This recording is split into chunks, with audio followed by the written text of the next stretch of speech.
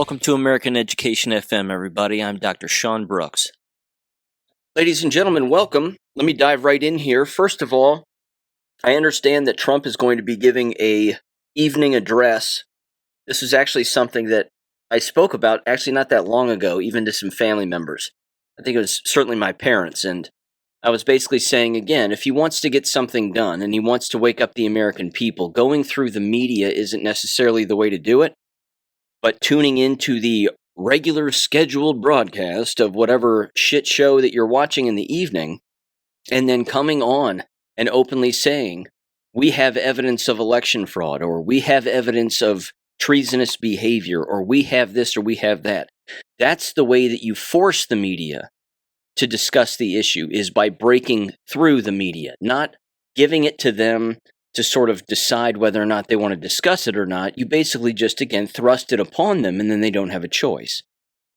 So again, if this is what's going to happen on Thursday evening, I'm all for it. Again, it doesn't have to be just limited to Georgia election fraud, which a lot of people are already speculating, saying, of course, that Ossoff and Warnock didn't really win their Senate seats, which we know that they didn't. But at the same time, that it has a great deal to do with foreign interference in our elections, which you've heard me bring up here on the show, of course. Mike Lindell, the pillow guy, quote unquote, but whatever, Mike Lindell, that man, along with the individuals around him, certainly, again, it had to be very serious tech bros, had to be even some people in the military from behind the scenes who no one sees, of course, and no one sees operating. But those individuals were sharing copious amounts of information with the American people after the stolen 2020 election. And again, in a lot of those maps, you see the communication chains and the wireless communication chains of votes going to foreign countries and then coming back to the United States. Israel is involved in that too. It's not just Germany, it's not just Italy, it's not just, other foreign countries, certainly European countries. But Israel was wrapped up in that also. I'm going to bring that up a little bit later because I have a certain take on that. But again, when it comes to waking up the American people to a great deal of this fraud, and it's not just election fraud, of course, it's fraud everywhere. It's the things that we have believed for a very long time that are not real. Again, I have some Glenn Beck audio a little bit later that I want to play where, again, Glenn's confused. And he openly, again, displays his confusion. And this was from his show, I believe, on Monday. It's absolutely incredible. But again, I'm going to play that audio a little bit later. But before I do, let me get into this very quickly as well, because I think this will kind of set the table a little bit for, again, the way that people, I think, could think and should think if they have the ability. Because again, we're also going to get into the NDAA Section 219, which a lot of people, again, are discussing, having to do, of course, with Israel's influence in our military and us sharing information and so-called becoming one military. I don't think that's really going to happen. I know a lot of people are panicking. A lot of people are even calling their senators and saying, hey, get this out of the national defense budget. There's absolutely no reason that this should occur. But again, with all of that being said, let me read this particular post. This was on X, and this is Sarah Adams. I believe Sarah Adams has been on the Sean Ryan show. I think she's been on a few other shows as well. But again, either formally or still currently within the intelligence business to some extent. But she said this the other day. It says, quote, "The biggest lesson I learned in intelligence had nothing to do with secrets. People often assume intelligence is about having access to classified information. It isn't. The best intel officers I worked with weren't successful because they knew more than everyone else. They were successful because they noticed the little things that others overlooked. Before the attacks on September 11th, there were clues. Before COVID became a global pandemic, there were clues. Before Russia invaded Ukraine, there were clues. Before the Taliban rapidly retook Afghanistan, there were clues. The problem wasn't that there was no information. The problem was that the information wasn't connected, prioritized, or acted upon. Good intelligence starts by asking different questions. What changed? What's missing? What now? Who benefits?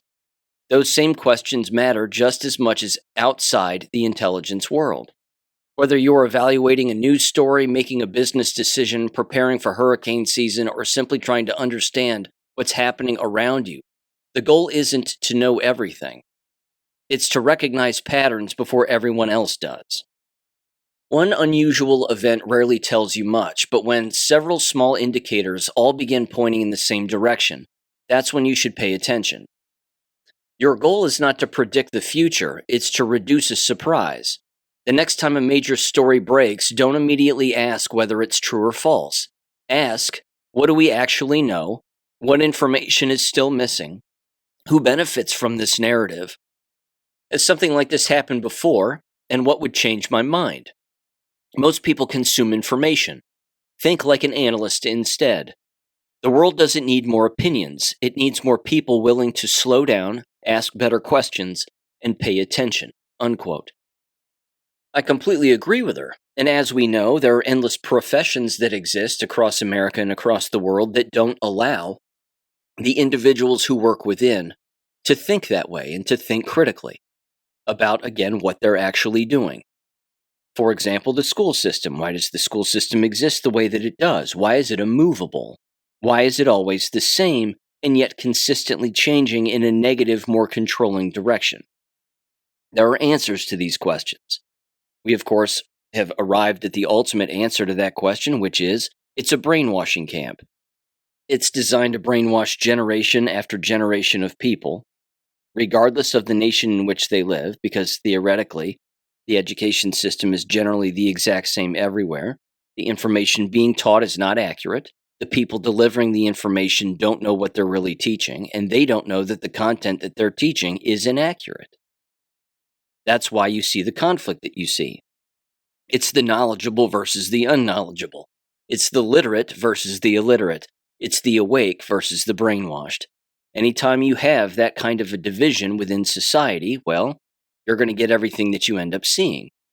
But it's not just the education system. It's literally everything. Like she said, any kind of a news story. You can't help but think of the Charlie Kirk thing. Again, there's there's a guy on X, and I follow him on X, or somebody posts his videos on X, but he dresses up like the Joker from The Dark Knight. And he looks into his phone, and he says accurate stuff.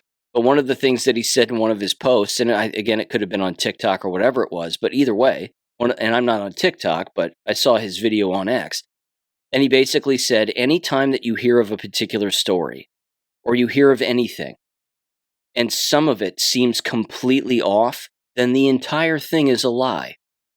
The whole thing is a lie. And he's right.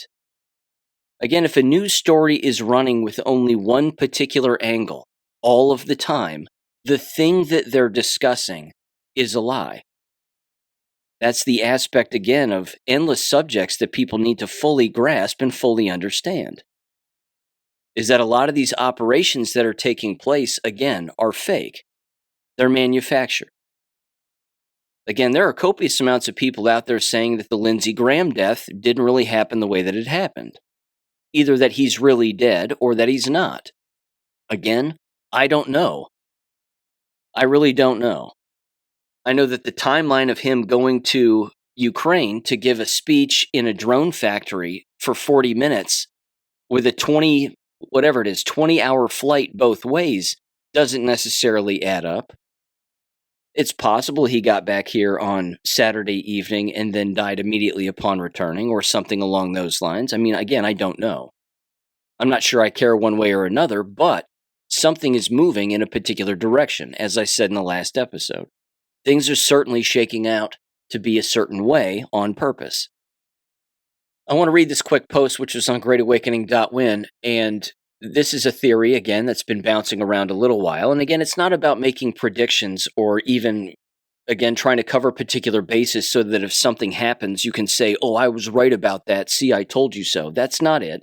It's just about critically thinking and understanding that there are bigger forces at play here.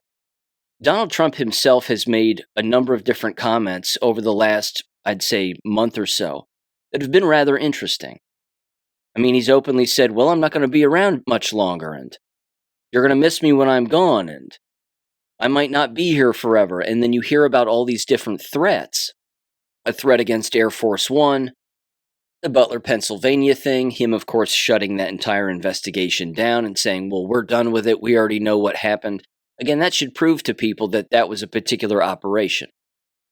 Again, for one reason or another, again, to expose particular things or draw favorability in his angle or whatever it was. But I think, again, they killed multiple birds with multiple stones on that particular day. No pun intended. I think that there were multiple reasons as to why that took place. But anyway, this person on GreatAwakening.win is basically assuming and taking a shot in the dark here, although it's not necessarily a shot in the dark, but they're basically saying it's quite possible that Donald Trump, again, is going to go out like Charlie Kirk. That his removal would basically, again, be fake, but it would be something, again, that people would believe. Now, me personally, I don't think that this is going to happen because too many people would believe it to be true. And you think of the division that would be created if such a thing occurred. I mean, again, there was no uprising when Charlie Kirk was fake assassinated. People didn't take to the streets and start killing politicians and burning things to the ground. I mean, that didn't happen.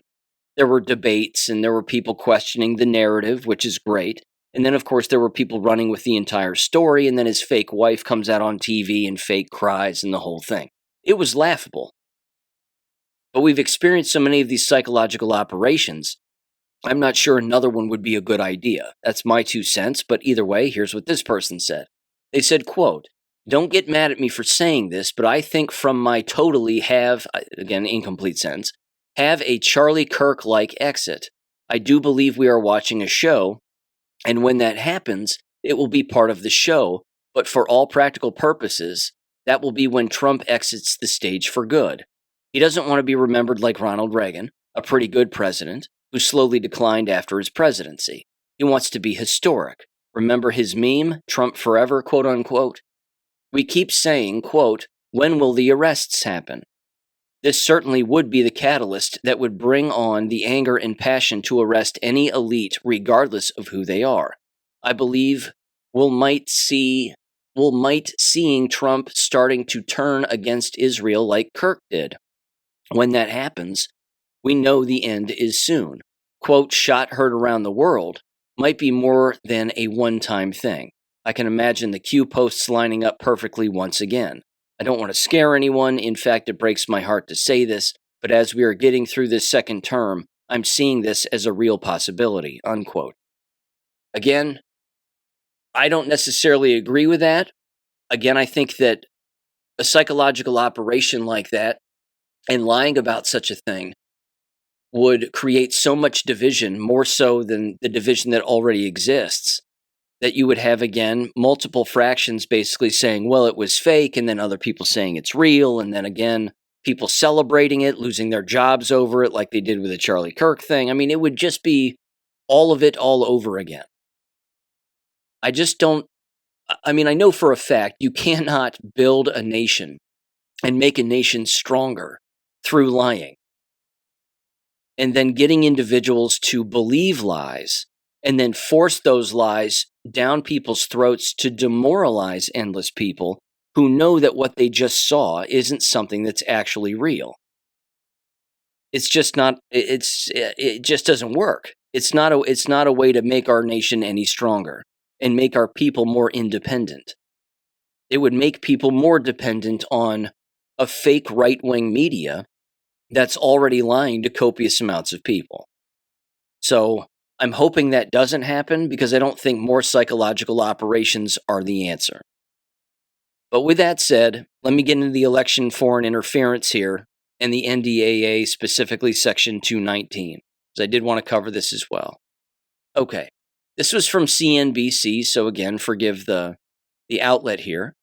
But it says, Trump to claim declassified intel reveals 2020 election interference. So says MS Now. President Donald Trump plans to claim in a speech Thursday that newly declassified intelligence reports reveal a foreign nation's plans to interfere in the 2020 presidential election.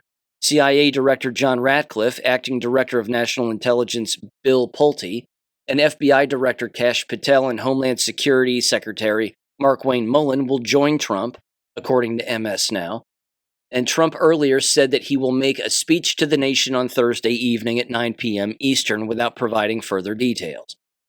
Okay. Now, in typical fashion, CNBC, of course, has to end their article by saying this, and I'm quoting them directly. They said, quote, Trump lost the 2020 race to President Joe Biden, but falsely claimed his defeat was due to widespread voter fraud. He continues to frequently claim that race and others were rigged, quote unquote. No credible evidence has been presented that widespread fraud affected the outcome of the 2020 contest. Trump and his allies brought dozens of court cases challenging the 2020 result in multiple states, but they were overwhelmingly rejected. Last paragraph says, numerous conspiracy theories persist surrounding the 2020 election, including several that allege foreign nations interfered to harm Trump's candidacy, unquote. Again, the media is doubling down on their take because they were in on it. They were all in on it, proving again that they are not there to critically think about anything. They are there to brainwash the masses. But even after his address, he's going to have a plan, and you know that he does, and certainly the military does as well, to roll this information out to the American people to make it easy to justify that stance. Because again, it's not even something that you have to necessarily justify, it's accurate. We knew it was fraud that night. We were told it was going to be stolen months before the November 2020 election.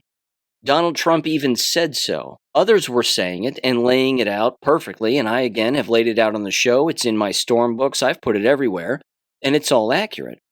That the media, again, was just going to take it. Because, again, they wanted to just take it away from Donald Trump. And then, of course, prosecute everybody in his administration the first time through, prosecute him. Of course, they impeached him again. I mean, a number of different things occurred after the fact. But again, we were told that in advance. That's why when it occurred, we weren't surprised. We were disappointed, but we weren't surprised. And then we said, okay, wait a minute. They're letting them take it then to catch them. It would be like this. It would be like being in charge of a bank, and you've heard that someone wants to rob your bank on a particular day at a particular time with a certain group of people. If you hear about all of this, you can close your bank, I suppose. You can ignore all of those threats and all of that intel and all of that information. Or you can surveil all of that information, knowing that you're surveilling all of that information and all of that communication that's telling you that these people are going to rob your bank. So what do you do then? You leave your bank open, the normal working hours of a bank. And then you amp up all of the security and all of the surveillance and the military operation and everything else to catch all of the people robbing the bank. Then, the next step, which is what we all experienced, is you let those individuals actually get away with it, so they think. They leave the bank with the money, and then they look at each other and they go, we got away with it. Look at all this money. They didn't even stop us. They said they got robbed, but whatever, they didn't do anything to stop us, and now we're walking away with all of this money and we can do whatever we want with it. You just keep surveilling them then, and then everything that they do after that fact is 10 times as illegal as robbing the bank. So again, that was the operation of 2020. That's not difficult to figure out, but again, the media was in on it. Even Fox News, even Brett Baer, even those people, they were all in on it. Here's what Awakened Outlaw said over on X. And again, he's right. He says, are you paying attention? Note the timing. Trump will address the nation Thursday, July 16th, and will reportedly speak about foreign intelligence helping steal the 2020 election in Georgia. Then, the next day, Friday, July 17th, the fruits of the Fulton County, Georgia investigation that he's referring to as proof are due to be made public. Now, the new national security state spending bill is set for a cloture vote tomorrow, Tuesday, as I'm recording this, July 14th, which is expected to meet the 60-vote threshold with a 7 to 8 Democrat crossovers. That's important because the Save America Act will now be included therein. From there, based on history, it's expected to take 1 to 2 weeks to reach a final vote on the bill. And since the Senate is in session for another month before its fall August recess, there's an additional 2-week cushion available to ensure it gets through. Remember, once we're past cloture, that only a simple majority is required to pass a bill, which we have. And then they said, and just in time to be fully implemented before the November election. So, yeah, I think again this is going to happen. They're going to ram this home, but it's going to be the foreign influence in the election that's going to stop the Israeli portion of the National Defense Authorization Act, which specifically is Section 219. This, of course, has been debated at length by endless people. They've just been screaming about it and saying, well, we can't do this. It's treason. It's completely unconstitutional. You can't have our military in league with another foreign military. We can't be one and the same, blah, blah, blah. And they're right. And that's beyond obvious because Israelis' army and their intelligence agency has always worked against the United States. Again, I've said it before here on the show, and the proof is out there, that if Americans and American soldiers knew, and many of them do, that the Israeli army was killing American soldiers during Operation Iraqi Freedom, that alone, I mean, yes, 9/11, that should go without saying at this stage of the game, but even so, there are still people who believe planes on 9/11. That's too bad. But either way, if people understood that there's actual video footage of IDF soldiers sniping American soldiers and killing them from a distance, shooting them in the back, shooting them in the head, just killing them for fun and for target practice, there is no way in hell that we would allow such a thing to take place with the union of both of our militaries. No chance. And again, I do not believe under any circumstance that Donald Trump actually believes that Netanyahu is a good guy and that Israel is a good nation. I think he knows exactly what happened on 9/11. He's a builder after all. Why would he actually believe that planes would bring down those buildings? I mean, hell. What was it? 2 weeks ago? A plane crashed into a high-rise in Beijing, China. Nothing happened to the building. I mean, nothing happened to it. There was, of course, that footage from, what was it, Air Canada, I think it was. An Air Canada plane hit a fire truck. Did you see what happened to the plane when it hit a fire truck? The plane folded like an accordion. I mean, it was like a cartoon. It just completely, it just completely crushed itself. The fire truck was fine. The fire truck was hardly damaged, but the plane was demolished and up on its end, off the ground. I mean, again, this is the kind of, it's not even analysis, it's just thinking. It's using your eyes and your brain and going, wait a minute, one thing doesn't match the other. But with all of that said, the union of two foreign militaries coming together, yes, it's beyond unconstitutional, but I don't think it's going to happen. And I think, again, the foreign interference in our election is going to eliminate that from the National Defense Authorization Act. That's my prediction, but I think that's likely to occur. Let me get into the specifics, though, of Section 219 here.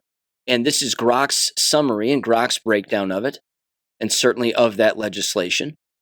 And again, a lot of people are openly, again, all over social media discussing this. Even Dennis Kucinich, they dug him up to discuss all of this, and again, he's not wrong. It says the United States-Israeli Defense Technology Cooperation Initiative, that's a mouthful, but that's what it's called, commonly referred to as Section 219 of the fiscal year 2027 National Defense Authorization Act, is a provision in the National Defense Authorization Act for fiscal year 2027. Yeah, very good. It aims to formalize, expand, and accelerate bilateral defense technology cooperation between the United States and Israel. Now, before I get into this, there's another angle to this too. The other angle is that this would allow us to control Israel. This would allow us to control their military, so that their military and their forces, so to speak, over there in the Middle East can't do anything without our involvement. They can't do anything without our say-so. And if they do, then they're violating a United States Authorization Act, Defense Authorization Act, which would be a crime. So again, is this setting up Israel to fail? It's possible. That's just, again, me trying to be optimistic and looking at it a different way.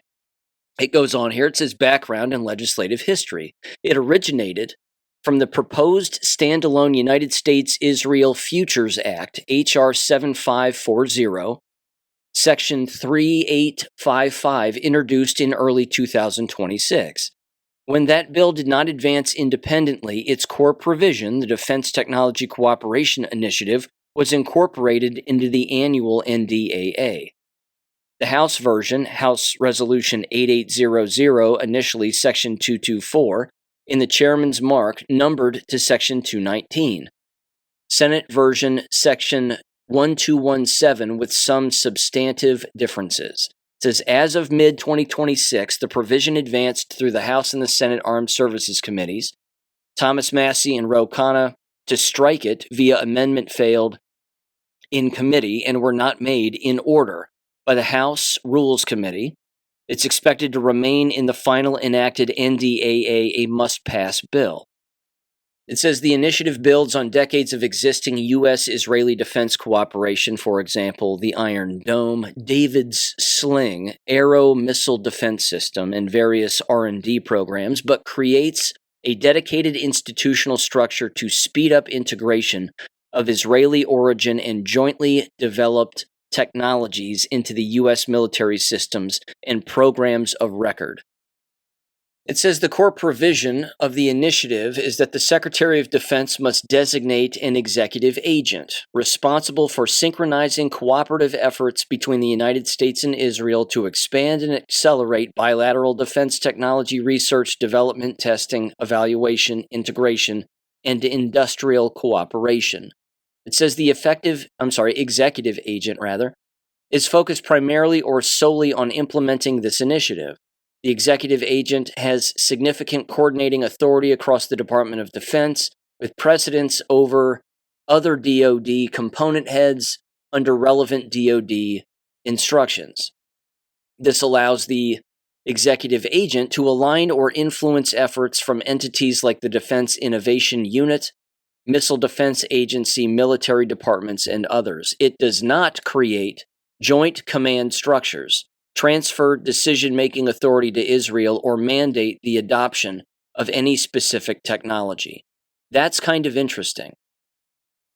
Because again, that's the part that a lot of people are yelling about. But again, like I said earlier, if this is really just designed to get us to control more of what they do and surveil more of what Israel does and what the IDF does and Mossad and the whole thing, then that, of course, puts us in the driver's seat, which isn't a bad thing.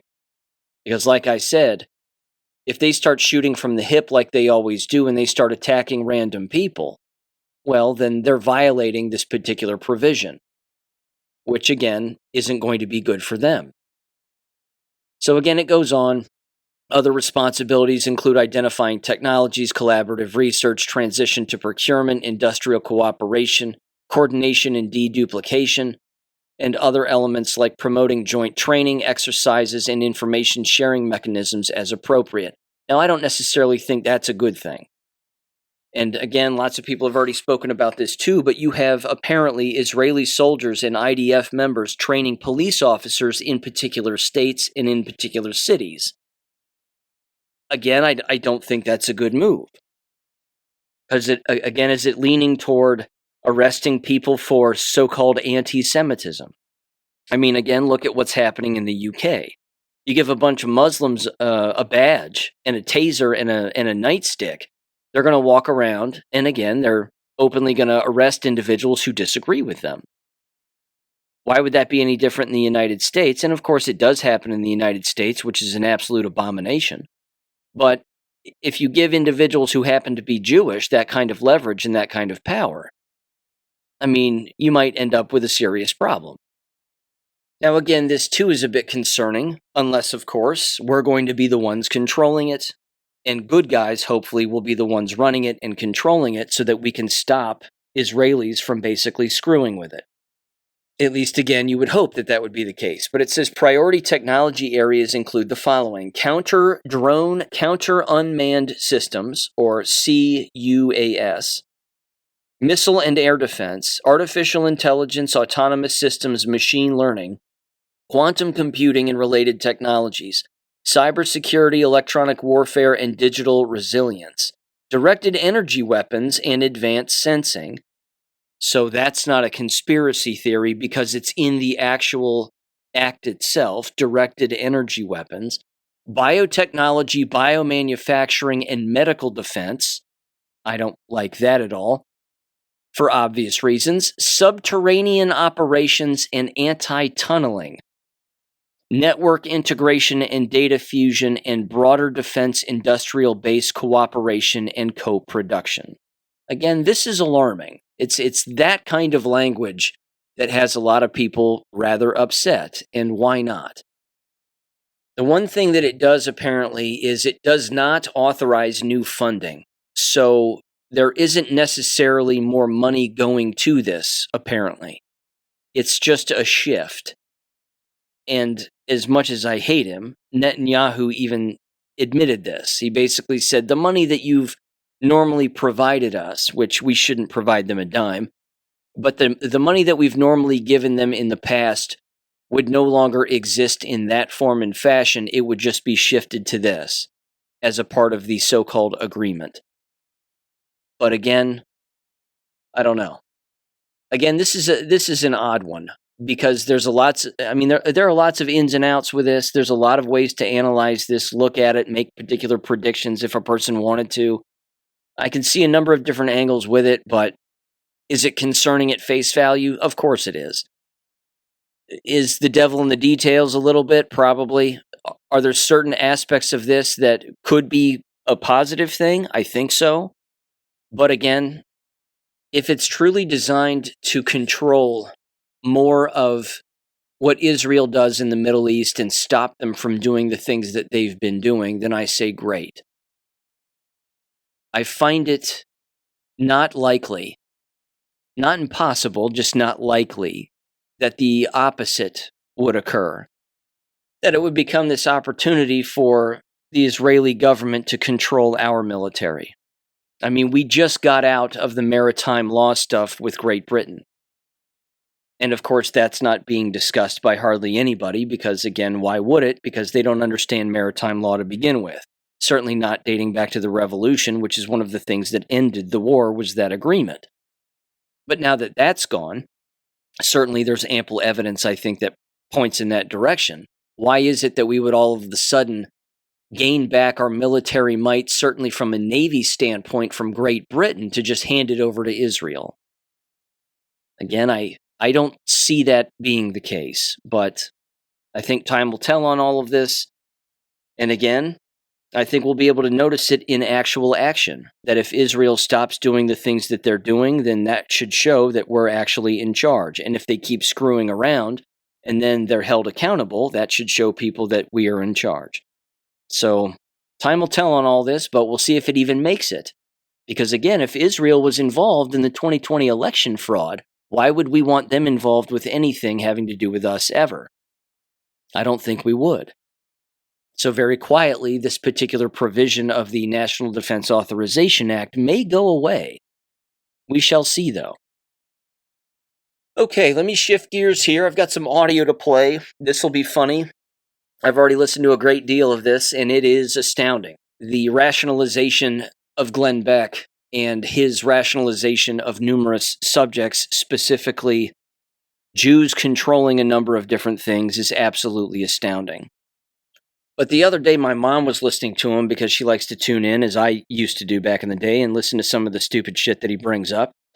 And he openly again started railing on individuals, calling all of us, of course, conspiracy theorists when it comes to the overwhelming majority and influence of Jewish influence, specifically, of course, within media, Hollywood, banking, etc. Glenn doesn't seem to think that this is real.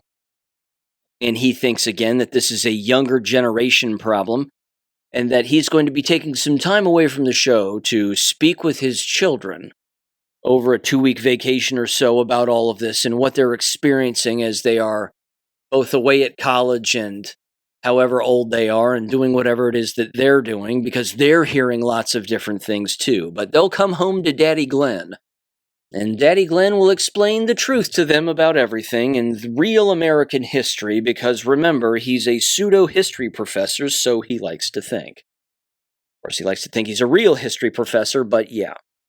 You're going to hear him rationalize a number of different things and bring all of this up. It sounds like complete stream of consciousness nonsense. And again, he's wrong, because the foundational aspects of everything that he brings up, which he never wants to look into, are wrong. You have to keep something in mind too. Glenn is a Mormon. Mormonism is Jewish. It's completely Jewish. It's also Masonic. So again, is Glenn Beck a Mason? Probably. Would he tell people that? Of course not. Masons don't always walk around telling everybody they're Masons, certainly not higher degree individuals. But either way, again, he doesn't have a syndicated radio show by accident. The man is owned and controlled because, of course, he pushes the Jews are great, Israel is our greatest ally, and they're the chosen people narrative, because that's the narrative that's pushed in the Mormon Church. So here's the little description below his show. And if you want to listen to this again yourself or send it to somebody to have a good laugh, this was the July 13th episode of his podcast. Of course, it's his radio show, and then he just moves it to the podcast area, but it was titled, Is the Strait of Hormuz Open or Shut? That's the open title, but in the description of the show, again, they go through a number of different topics. It says, quote, Glenn calls out the bigotry rooted within the conspiracy theory that, quote, Jews run the world, and also points out the inconsistencies of the mindset that is plaguing the younger generations. That's right. Learning is a plague. Shedding your skin of the brainwashing that we've all experienced with the media, movies, television, schooling, all of it. Becoming unbrainwashed is a plague, as far as he's concerned. If you don't agree with him, then you're a plague. Okay. Give Glenn a listen here in 3, 2, 1. I'm watching both my kids who are now in their 20s, with people their age, and they keep coming back with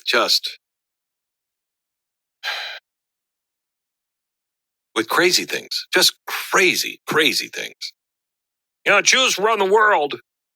Thank God my kids aren't saying it, but they hear it all the time. Yeah, I know they do. And, climate change is responsible for child marriages going up too. It's just the way it is, kids. It's just the way it is.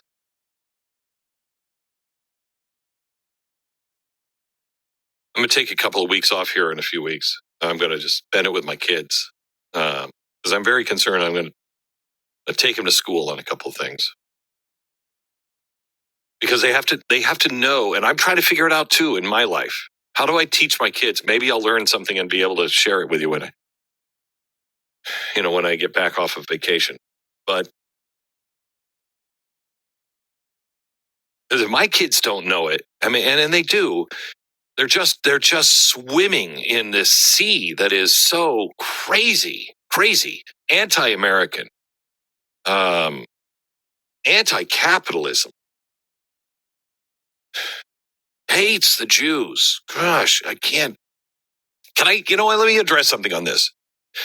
The Jews control the world, the banks, the media, the governments. It's all run by a shadow group of people, just a single group of people.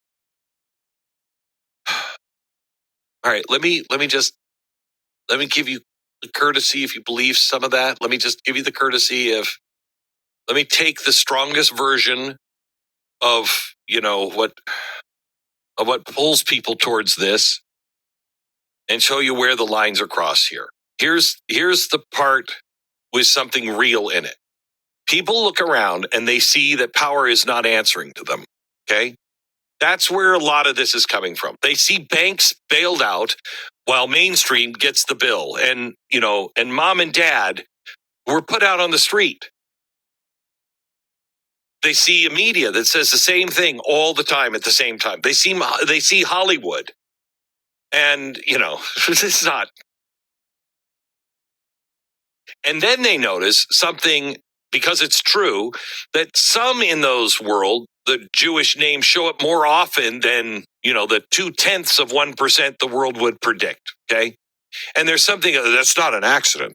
Somebody's pulling the strings for those guys.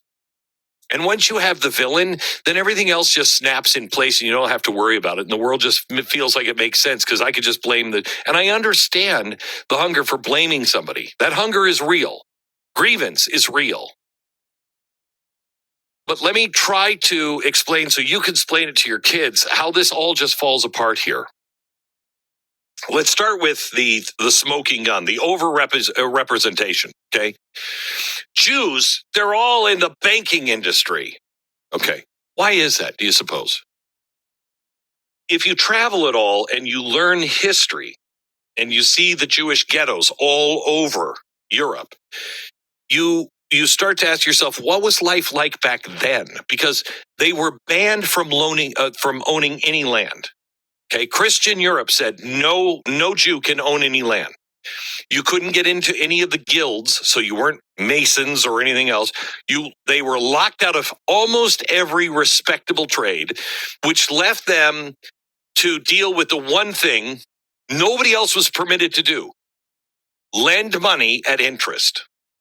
So that forced this group of people, because they couldn't do anything else, to lend with interest. And then they get the label of, you just love money. You're just, you're users. You're involved in usury and you're loaning money out the bank. Well, yeah, because you wouldn't let us do anything else. I'm going to stop it here real quick. Okay, I'm going to keep playing it, but I'm just going to make a couple of comments here. It's taking every ounce of energy I have to not burst out to laugh. Okay. First of all, Pastor Glen, as I sometimes like to call him, with his long, dramatic,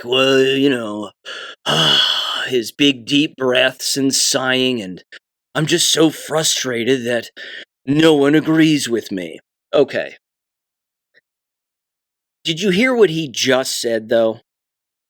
He just said that the reason that Jews created usury is because they weren't allowed to own land.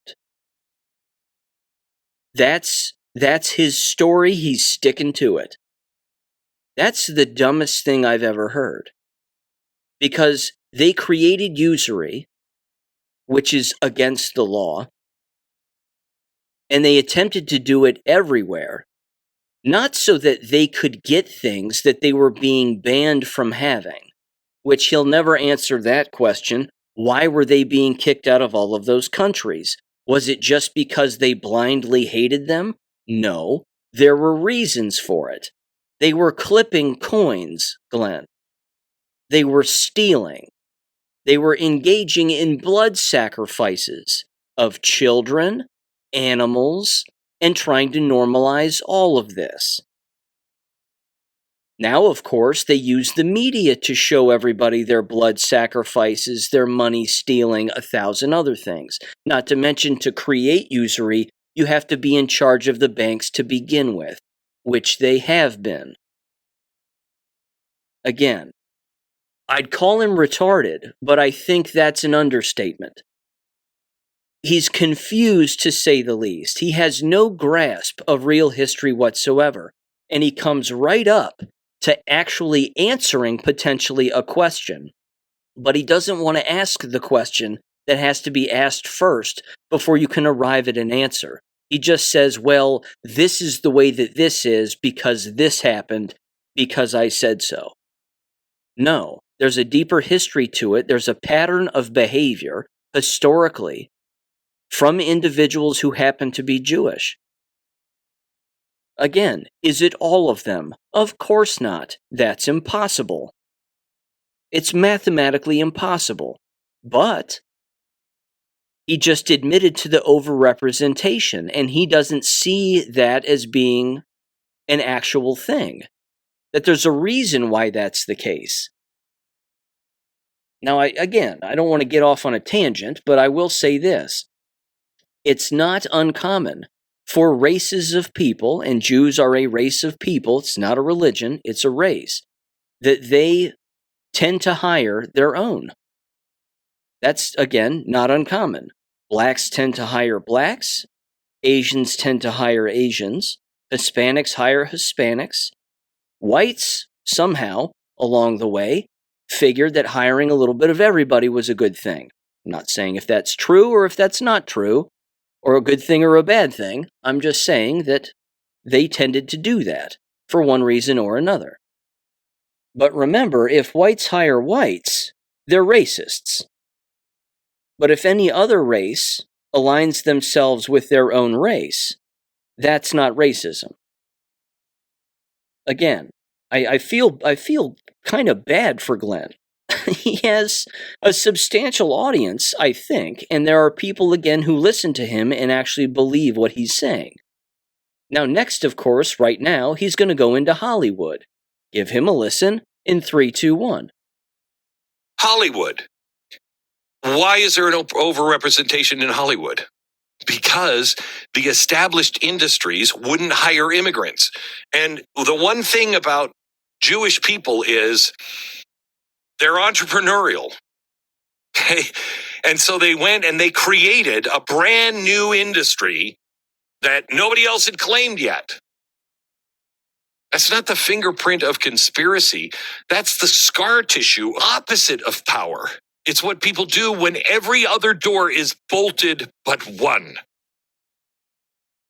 And if you just look at the numbers, just do math by itself, the cabal story dies with arithmetic immediately. There are fewer than 16 million Jews on the planet of 8 billion people. 0.2%. In America, under 2%.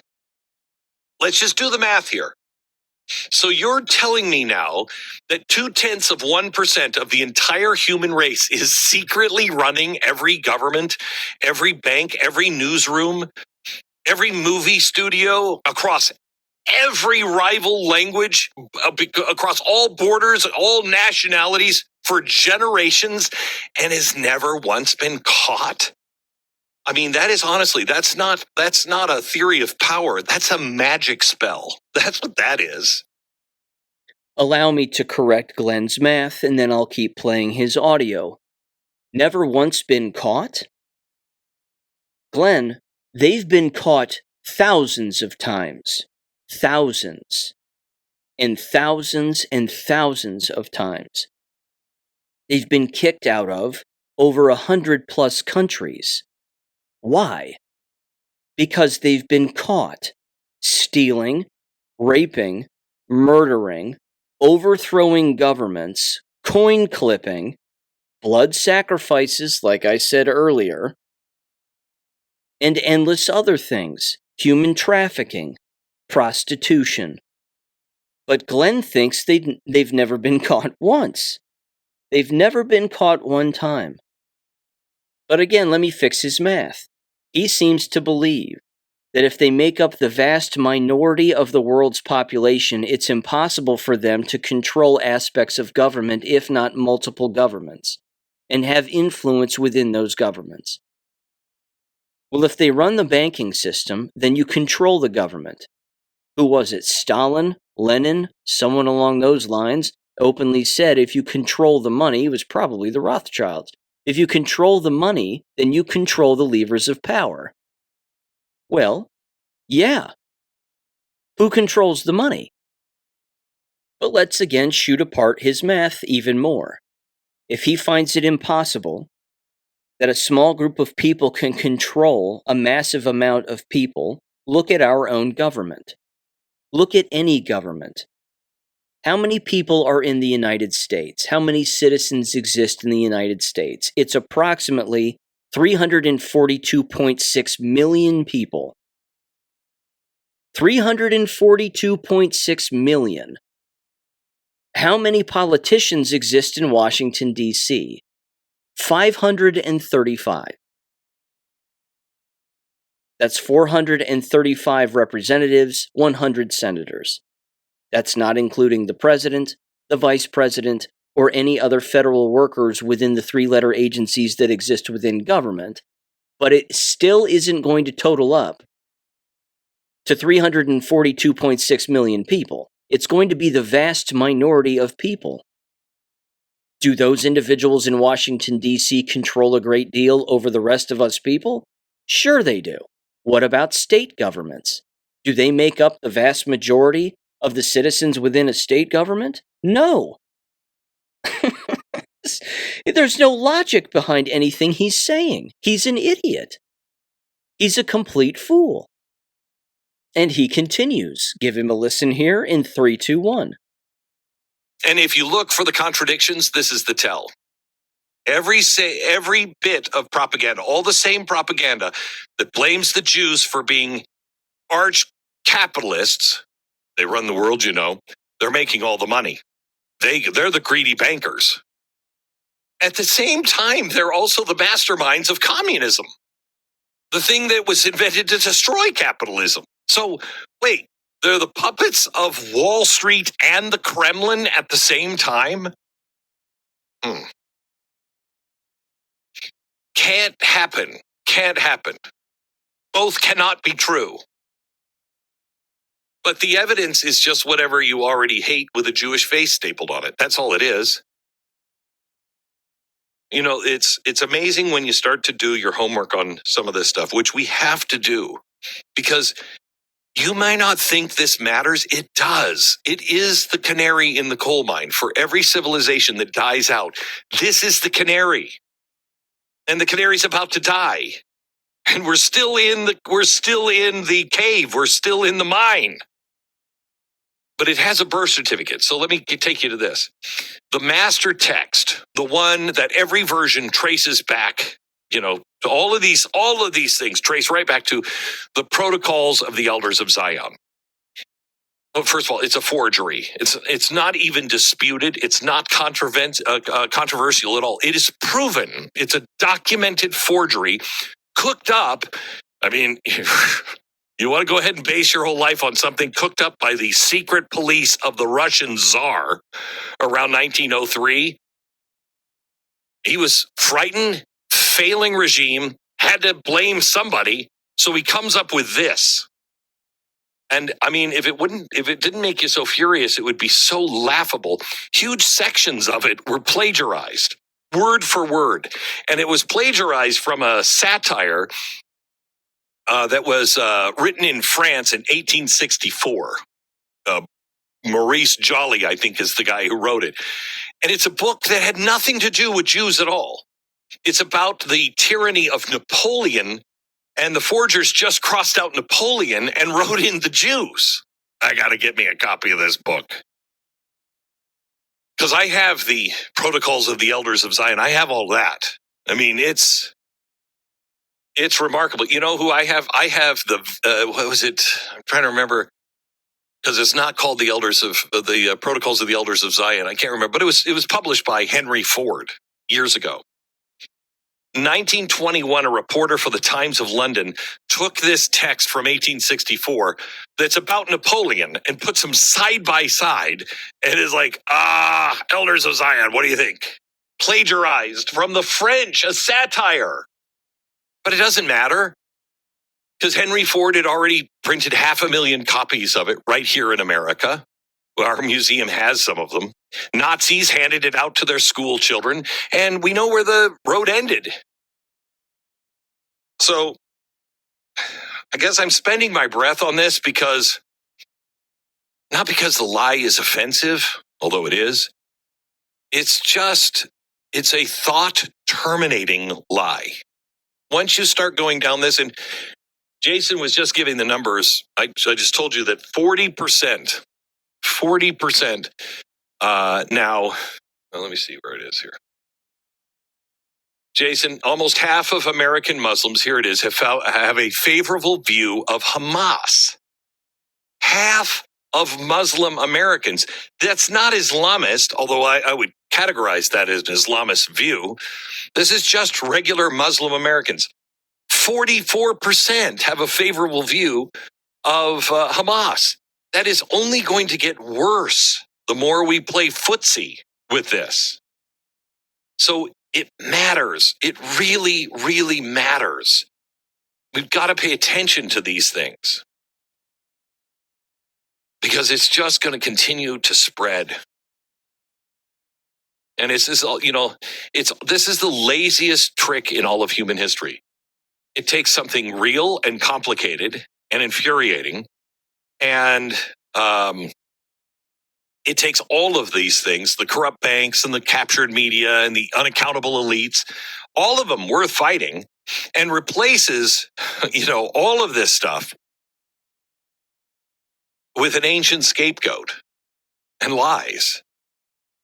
And it'll feel like you finally found the truth. What you've done is you've stopped looking for the truth. And every single time a society has swallowed this lie, it has not fixed a single bank. It hasn't freed one newsroom. In fact, it does the exact opposite. It finds its way into a pit into the ground. So I'm trying to figure out ways to teach my own kids. I mean, you're angry at corruption? Good. You should be angry at corruption. Be angry. Name actual names. Follow the money to actual people who took it. It's harder than blaming a ghost. But it's also the only thing that ever has worked. Don't trade your real fight for an old man's poison, because they're counting on you swallowing it. Don't swallow it. Again, you can hear the confusion in his own voice, the nervous laughter, not knowing exactly what to say, what to settle on. The confusion in the sound of his voice. He doesn't even sound like he knows what he's saying, and like he kind of knows it to an extent. But again, he tries to justify that it's impossible for individuals to be communistic and profit from it at the same time. Of course you can. That's their entire playbook. His run on the protocols of the Elders of Zion was hilarious too, because he's wrong. He doesn't understand the definition of the word satire. Satire literally means that there is some truth in what's being described, even though what's being described from some people is being described as being comedic in some element, one way or another. As he says, in some French play. I've never heard that explanation. Wonder if the Mormon Church taught him that one. I've never heard that. But the protocols of the Elders of Zion are very real. I read them years ago. You can read them for free. The book exists in PDF format on my website. And then, of course, when he says, well, what's in it? Well, he doesn't say what's in it. Because if he actually read what was in it, it's everything that we're experiencing today and have experienced our entire lives. But he doesn't get into that. It's just more nervous laughter. Well, it's just ridiculous, and they're all a boogeyman.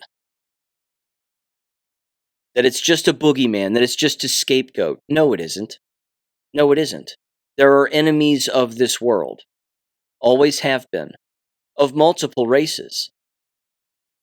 But like races of people, like species of animals, so to speak, there are some that prey on others more than others. That's not unusual. That's basically the law of the world to a great extent. But he again wants to do a little history, and he wants everybody to do a little bit of history. Okay, great. Let's do that.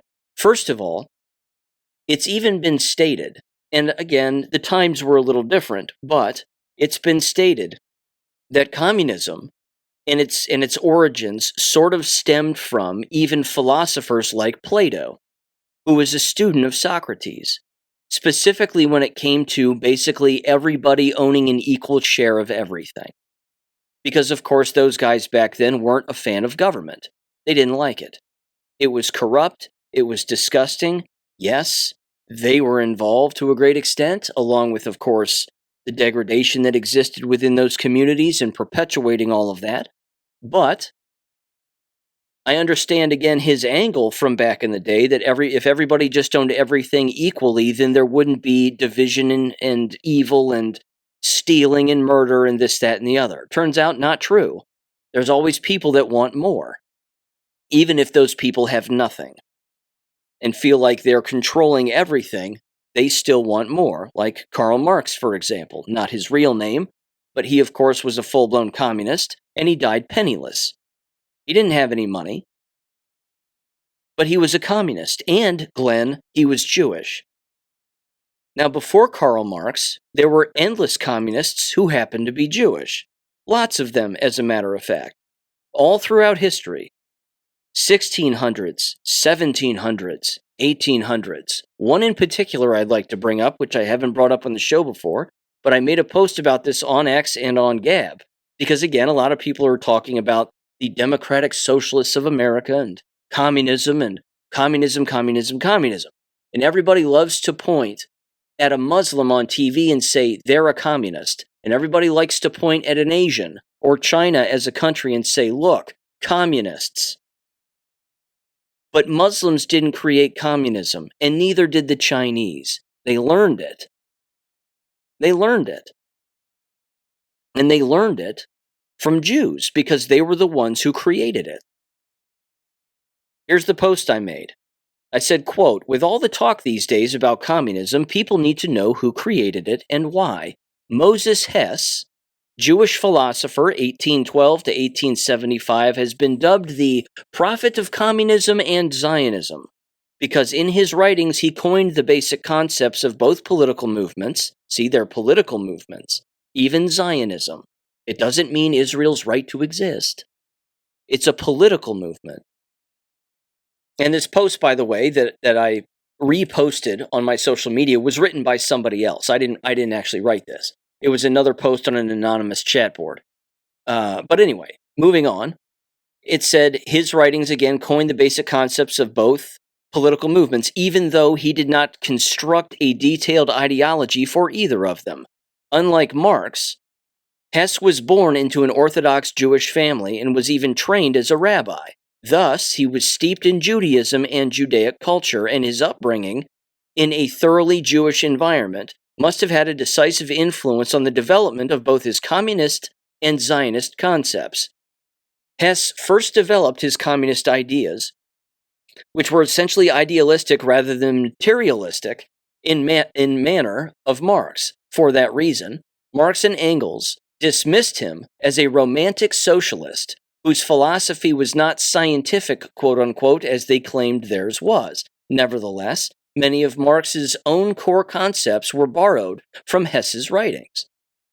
During this period, Hess became secularized and changed his first name from Moses to Moritz. His philosophy was internationalist, but unlike Marx, he never repudiated his Jewish or criticized his fellow Jews. His stance was that of an assimilated secular Jew with an internationalist socialist outlook. In 1860, Hess abandoned international socialism and became a Jewish nationalist, expounding the ideas of revival of ancient Israel as a modern state in his book Rome and Jerusalem, as part of his abandoning of internationalism in favor of a specifically Jewish nationalist identity.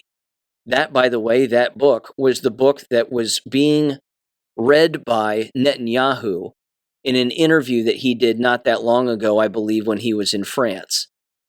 And somebody ran up to Netanyahu, I even brought it up on the show, somebody ran up to Netanyahu and said, what book are you reading right now? And he said, Rome and Jerusalem by Moses Hess. And it was like, yeah, man, because that's not a great book. Because in that book, it's all about Jewish control. It says the founder of political Zionism, Theodor Herzl, was unaware of the existence of Moses Hess when he wrote his book, The Jewish State, but later he acknowledged that his ideas replicated those of Hess. In first espousing internationalist socialism and then switching to Jewish nationalism, Hess followed a path that the Jewish people as a whole followed in the 19th and 20th centuries, first supporting communism and then abandoning it in favor of Zionism, unquote, which is worse. This is what Glenn doesn't understand. The Jewish lobby can get these Shabbos goys, like, again, Glenn Beck, Senator Tom Cotton, pick one. I mean, it's any of these people. They can get them all to say, I'm a Zionist. Say it on the record. Quote unquote, I'm a proud Zionist. And that Shabbos goy has no idea that what they're saying is, I support something that is worse than communism. They have no idea the real history. But a real Zionist is hearing a Shabbos goy say that they love Zionism and that they're a Zionist, and they're laughing at them. They're laughing at them because, again, they don't know what they're saying. Just like Glenn Beck has no grasp of real history and has no idea what the hell he's saying. Not a clue. Frankly, I was expecting Glenn to say something like, have you seen Schindler's List? I mean, you can't watch Schindler's List and not understand real history. Have you read The Diary of Anne Frank? I mean, you can't read that book and not have a firm grasp of real history. Both works of fiction, by the way. Proven works of fiction. He wants to talk about books that are works of fiction. Let's do that. Both of those books weren't even satire, as he claims the Protocols of the Elders of Zion is. They were just straight-up works of fiction. And then, of course, Schindler's List perpetuated into a movie, a work of fiction, to scare people because it was evil propaganda. Nothing that happened in that book or movie happened. None of it. All fake. Executing Jews in cold blood in the middle of the road because they're yelling at a German soldier. Sorry. Killing little kids. And then throwing them on a pile of dead bodies. Sorry. Didn't happen. You had the CEO of Palantir, this drug-taking, coked-up weirdo, who's, again, Jewish. But he's openly stated in a recent interview that if he lived in Germany during the 1930s, he would have been made into a lampshade. Also a lie. Again, soap lampshades? Are you serious? Are you serious? None of that happened. But people like Glenn Beck actually believe it. Again, people will learn the truth if they just walk away from the machine. They'll learn the truth if they walk away. Because the truth exists. It takes time. It takes study. It takes effort. But you can figure out what it is. Like the post I read at the very top of the show. You have to ask yourself a lot of questions, but you have to arrive at answers. And then keep asking more questions when you arrive at answers. You have to apply the scientific method to everything, and then work it, and keep working it. And then you'll arrive at actual conclusions. So yes, is Jewish supremacy a real thing? Of course it is, because that's the definition of Zionism. That's the point. Yes, they can control the banking system and be against capitalism, because they want to control everything. They want to control whatever it is that they're in control of and keep people who aren't them out. That's the game. That's always been the game. Now, a slight transition here, although not much of one, but a slight transition, I guess. One of the other games, of course, that they play is allowing individuals who are not from here to invade our country. Just the other day, I was running an errand, and I almost T-boned an Indian in a car. Now, knock on wood, I've never been in a car accident in my entire life. Knocking on wood. with that said, let me set the stage here because this was not my fault. I'm driving on a road with a speed limit of 35 miles an hour. My apologies.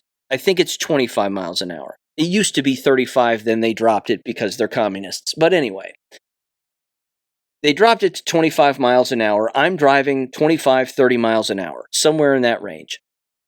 There's a stop sign to my right on a small residential street.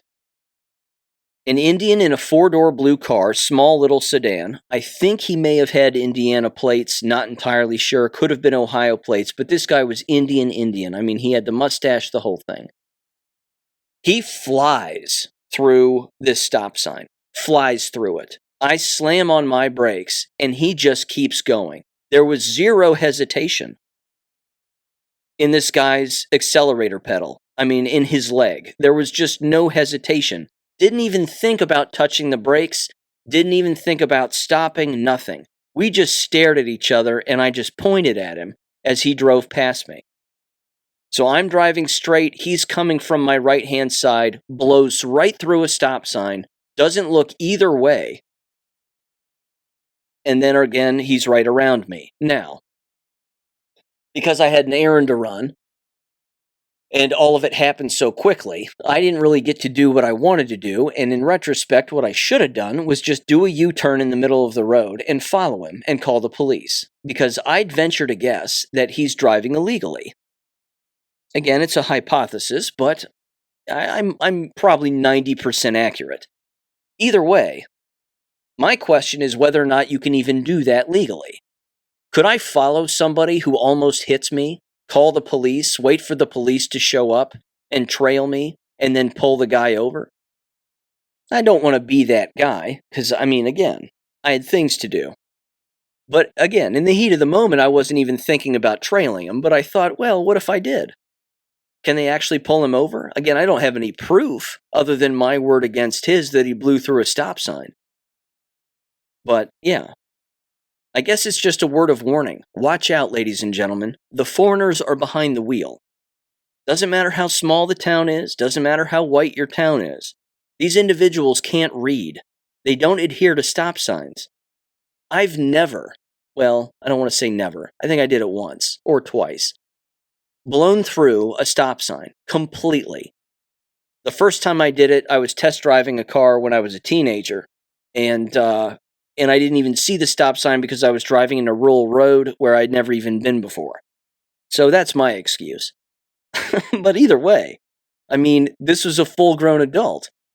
He was older. He had to be older than me, or approximately my age. But yeah, blew through it like it wasn't even there. And it's not really a stop sign you'd miss either. I mean, you can see it. But again, if anybody was crossing the street, or again, somebody was riding a bike, or another car was going by, I mean, I missed this guy by probably like, I don't know, 2 car lengths? Again, traveling at least 25 to 30 miles an hour. It was a nice little close call. But either way, ladies and gentlemen, I'm going to call him an illegal alien because why wouldn't I? The illegals are out there. So yeah, watch your ass. Okay, head on a swivel. Yeah, taking my own advice there. Anyway, education, here we go.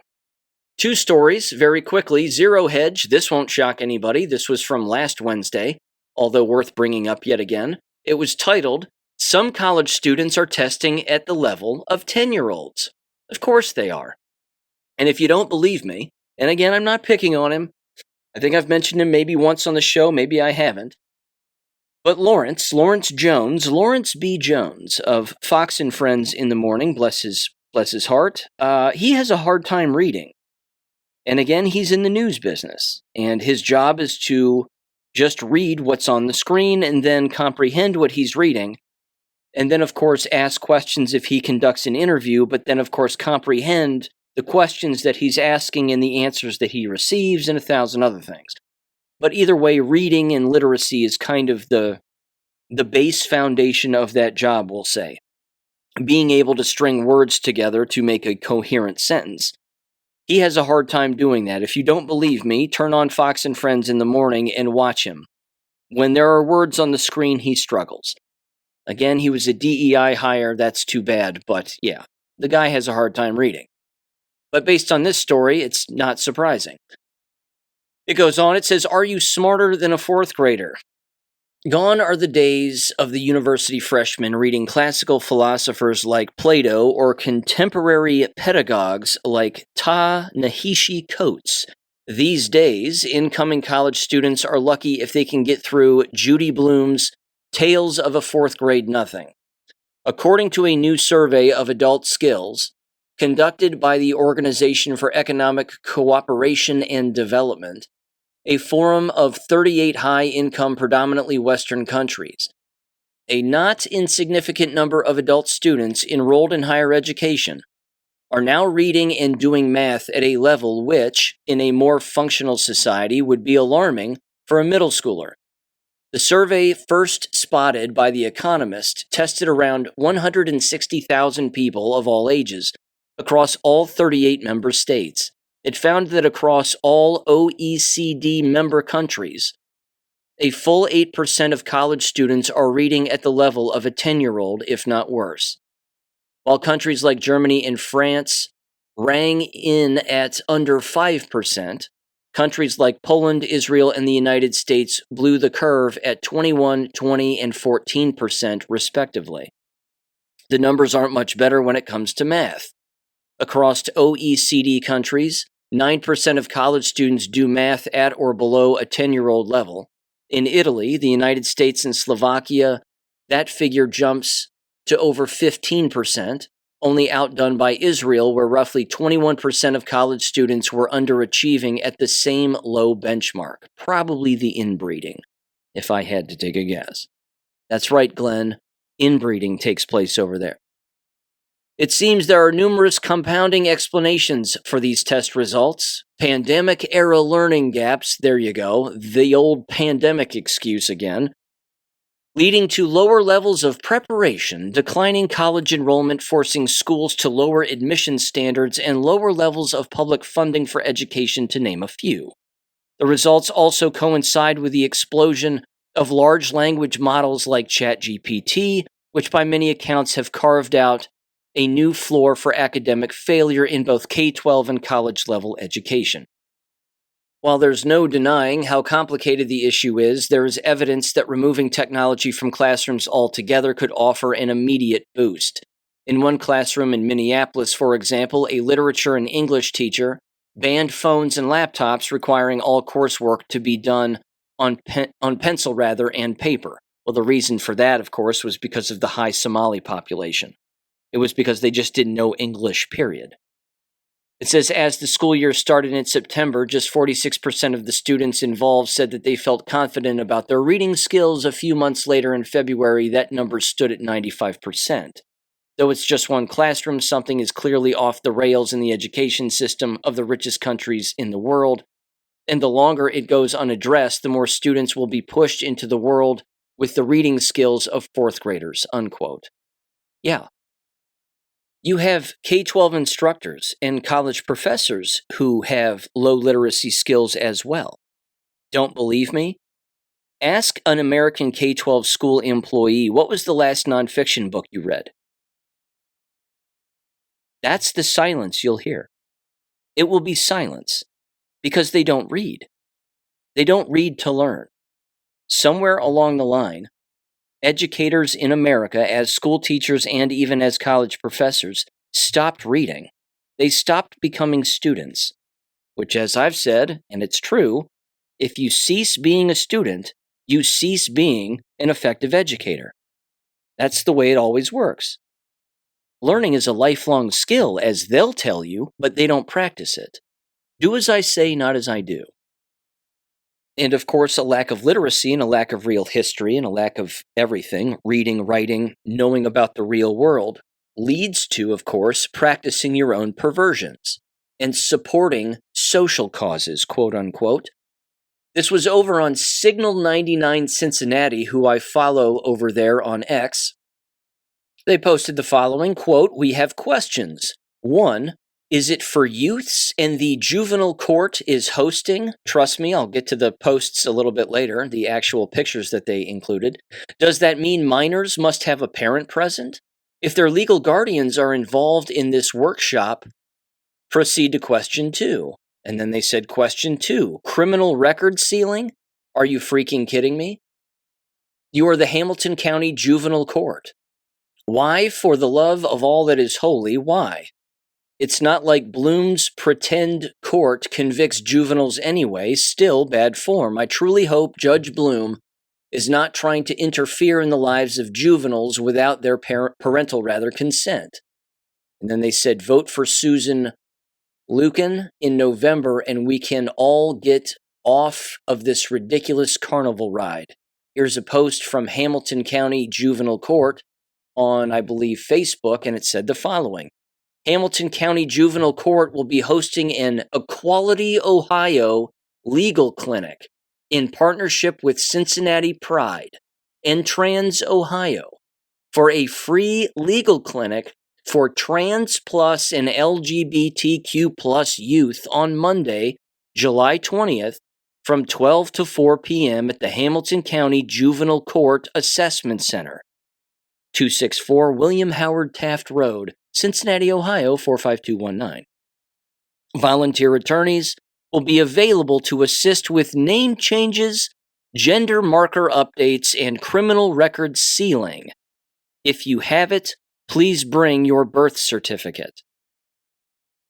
Yeah, that's a court system doing this. Of course, Hamilton County is a sanctuary county, and it's disgusting. And they, of course, have a giant free legal clinic pride poster. Join us for a free trans plus youth-focused legal clinic. There will be trained lawyers to assist you on site. Want to change your name and cut your cock off? Stop on by. We'll have a bucket to throw in the parts and a new piece of paper with your pretend name on it. I added that last part, but that's essentially what the thing says. It does say this, help with name changes, gender marker changes, criminal record sealing, and bring your birth certificate if you have it. Again, put together by all of the gay associations that you would expect, and of course the Juvenile Court of Hamilton County, Ohio. Disgusting. Absolutely disgusting. Your tax dollars at work, ladies and gentlemen. The judicial system actively engaging in trying to protect pedophiles and sexual predators. Still trusting the judicial system, ladies and gentlemen? I sure hope not. I sure hope not. Okay. 2 jab-related things just very quickly. Of course, lots of people still dropping. We had Senator Lindsey Graham, of course, and then you had, who was it? Actor Sam Neill. His death was interesting as well, and the way that his family apparently decided to spin that one was kind of interesting. He was diagnosed with a remarkably rare form of blood cancer, and then was in remission and cancer-free, and then died suddenly and unexpectedly, they said. So, what gave you the rare blood cancer? And again, he was a quoted proponent of the vaccinations. And it's almost a direct quote, but I think he said something like, I am in support of vaccinations so that we can all get back to normal. Ah, yes, that phrase. Let's all get back to normal. There was this particular post also. Oh, by the way, one more thing. 25-year-old soccer player for South Africa died randomly. Again, because that's normal. Healthy, athletic people in their 20s just dropping over. There was this particular post on a chat board that I frequent, and they said the following, kind of an interesting back and forth between a patient and a doctor. And here's what they said. They said, kind of interesting at the doctor yesterday, the jab came up. They said, quote, I said, quote, since nobody can figure this out, this couldn't be COVID-related, could it? I got hit hard early, but that's the only event I can think of since I started deteriorating so badly, unquote. The doctor said, you didn't get the vax, did you? He said, hell no, are you kidding me? The doctor said, as long as you didn't get that stupid shot, it's not COVID related, unquote. They went on and said, has anyone else experienced doctors shitting on the jab? I wish he would have said something cooler than, that stupid shot, but I didn't like him before, now I do, unquote. That's interesting. Some medical doctors, of course, still practicing, are putting the pieces together. They're figuring this all out. That the people who are sick and returning consistently are the ones who are jabbed, and the ones who are not jabbed are not showing up at all. Yep. I suppose there's an I told you so in there somewhere, but I think it goes without saying at this point. Ladies and gentlemen, thank you for listening as always. I'll catch you on Friday. Peace. Thank you for listening to American Education FM. Make sure and check out AmericanEducationFM.com for more information. Take care and God bless.